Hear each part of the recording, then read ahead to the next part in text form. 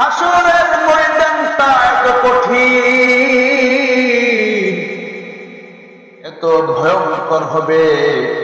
আল্লাহ পাক রব্বুল আলামিন সূরাত আবাসা 34 নম্বর, 35 নম্বর, 36 নম্বর আয়াতে বলেন, ইয়াউমা ইয়াফিরুল মার'উ মিন আখিহি ওয়া উম্মিহি ওয়া আবিহি ওয়া সাহিবাতিহি ওয়া বানিহি।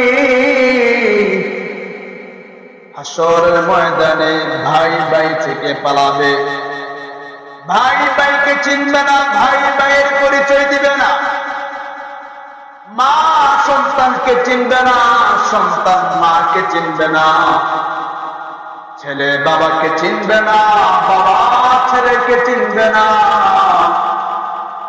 স্বামী স্ত্রীকে চিনবে না, স্ত্রী স্বামীকে চিনবে না, কেউ কাউকে চিনবে না, কেউ কারো পরিচয় দিবে না। এমনকি সমস্ত রাসূলগণ ইয়া নাফসি ইয়া নাফসি নিজের চিন্তা করার মধ্যে বিলগ্ন হয়ে থাকবে।